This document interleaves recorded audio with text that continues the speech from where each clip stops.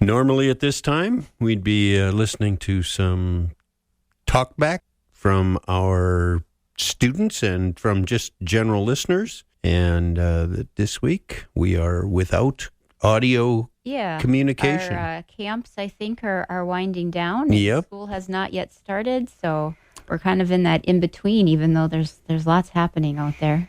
Right. Well, I've gotten a few emails that I'd like to read, including this one that comes from Kathleen. And she says, thought you might enjoy last week's foraging fun. We were having steaks and corn on the cob for dinner. My cabin yard is filled with small and tiny puffball mushrooms. I did a bit of harvesting and cleaning. We fried them up with some onions and garlic. What a great meal accompaniment. Earlier this summer, we sautéed them up in scrambled eggs for breakfast. Alas, this may be my last harvest, as I can see the maple leaves are starting to turn red. And that from our friend Kathleen. And Kathleen, there are some maple leaves that are starting to turn red right now. And, it's what would you call it? A sort of a bell curve. There are those that start early, and then there are those that start on average, which would be mid to late September. And then there are those that won't even start until early October. And I'm not sure if those are the F maple trees or the A maple trees, but on the bell curve, they're at one end or the other. So I guess it's... I thought that was like an official name of maple trees. I was like, I've never heard of No, I think of, there's like there's, in school, there was always the curve, and there was like the A students, and then it started climbing in B's, and then up at the top were the C's, and then came down the D's, and then at the bottom were the F's. And I won't tell you where on that scale that I landed, but let's just say it wasn't a long fall from where I was to the line. Yeah. Well, it's nice they don't all go at once, I think. Yeah. Oh, I agree. Yeah. Kind of. And the first ones, it's kind of fun because, they're like the first ones. And I've got a couple of them. There's one on the River Road that I admire that's turning, and there's one out at Sugar Lake Lodge that's turning. And so here and there, it's like, hey, if you want to call attention to yourself, what better way?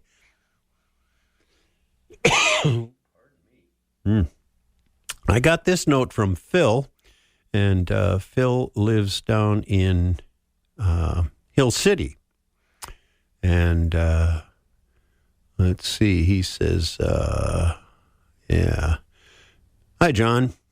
Thanks for your years of dedication to phenology and all of the students and people's lives you have touched with your stories and educational approach. We have always had pileated woodpeckers near our house. This summer, the parents and the youngsters are regular visitors to our feeders and suet paddle.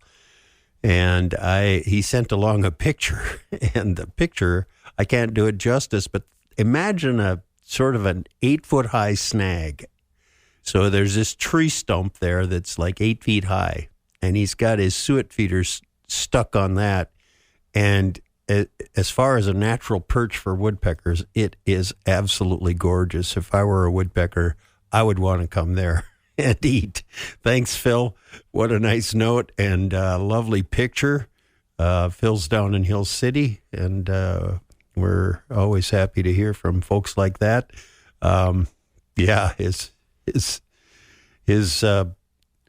His woodpecker feeder is one for the ages. I would definitely like to have that sort of a feeder at my house. The blue jays at my house have discovered that suet is really good. And the blue jays come in 6 or 7 at a time, and they take turns fighting with one another over who gets to eat the suet. I think that they ought to leave the suet for the woodpeckers, because they perfectly happy to eat the seeds. And in a week or so, they're going to have plenty of acorns to hide. Yeah. So I think they should just, let the suet be for the woodpeckers. It doesn't seem right. And another friend of mine, a fellow named Dave Lorenz, sent this along. He said, let's see, finally saw my last Baltimore Oriole on Thursday. Only chickadees and bees since then. Dave has had Orioles coming to his feeder all summer and had remarked about a week ago that he thought maybe the Orioles, because they hadn't come that particular day, thought that they might have left. And this is, in fact, the time of year when the Orioles begin to move out. Same for the rose-breasted grosbeaks. And I still have a few rose-breasted grosbeaks at my house, but more juveniles than adults. And those guys have already begun to migrate. So like the early maples, some of these birds, like orioles and grosbeaks, have begun to slide out of the area. So it is, in fact, it's past the midpoint of August. And so by my reckoning, I have about a month left of swimming outside. We got a text from Bill in Wabana. He says, good morning. 2 maple trees here, one by the lake and one on high ground that have both have leaves that have turned quite red. Also a pair of fawns who have almost lost their spots, just barely discernible. In addition, one of the fawns is roughly 25% bigger than the other fawn, suggesting a buck and a doe fawn. Very nice. Interesting observation yet. I had a conversation with a couple of folks yesterday about deer. And they had seen 2 does that had twins. I have not seen a doe with twins at my house. Mostly the does that I'm seeing have a single. And I don't know, the last couple of winters haven't been that tough. So I would have thought that the deer would have responded pretty well, but apparently, at least not around my house. But these folks I was talking to are only about a mile from my house, and they had seen 2 does with twin fawns, and that's encouraging. Nice to know that there are some does that are producing average numbers of offspring. I think I read several years ago that the average number of fawns produced by does by white-tailed deer is greater than 2. Like the number is like 2.3 or something like that. I'm sure somebody out there probably knows the exact number. Let us know. But more than 2. So twins are common. And triplets are not out of the realm, and so it's kind of interesting to think that their reproductive success can be that great.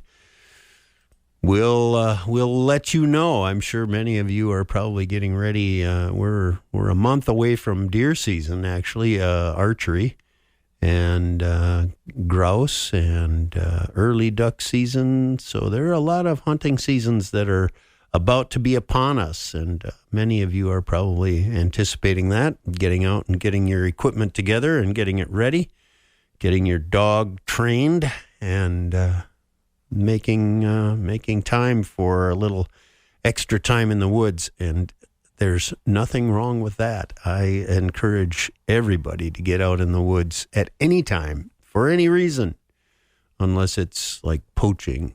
Don't do that. Don't do that. Yeah. We heard from Lisa in Balsam Township. She said the fog is so dense here on Sand Lake, I cannot see the other side. Woo. Some of the dogwoods are turning a lovely shade of purple red. Oh, yeah, probably the large-leafed. I have a pagoda dogwood in my yard that is turning, a couple of the branches have begun to turn color there, and I think that they may be dying. Not the whole plant, but that particular branch. And it's always fun to look at the dogwoods, all of them. If you're outside and you come across what you suspect is a dogwood, if you carefully tear the leaf in half, along the short axis, the two halves will cling together because the veins are kind of thready, and they hang these little tiny, almost spiderweb-like threads that hold the two halves of the leaf together. And that's how you know it's dogwood, because no other plant that I know of actually behaves like that. And so you can have round leaf dogwood, which have great big leaves. This time of year, the round leaf dogwoods are going to have clusters of berries that probably now are going to be sky blue, but they will get darker as the season goes along. My pagoda dogwoods berries were ripe probably last week, and the birds have really wiped them out, really. I mean, from hundreds of berries on the bush to 2 dozen or so. Just 1 or 2 here and there that are left behind. The structure that they grow on and on the pagoda dogwood is red. So they're quite beautiful because the leaves are dark green. Those that are not yet turning color. And they make for a lovely contrast. It's just really a beautiful situation to check those out. So get outside. Everything I read and everything I understand about, education and physical health, mental health is all improved if you get outside. So go outside and take in the sights and sounds, and then send us a note and let us know what's happening in your neighborhood. We'd love to hear from you.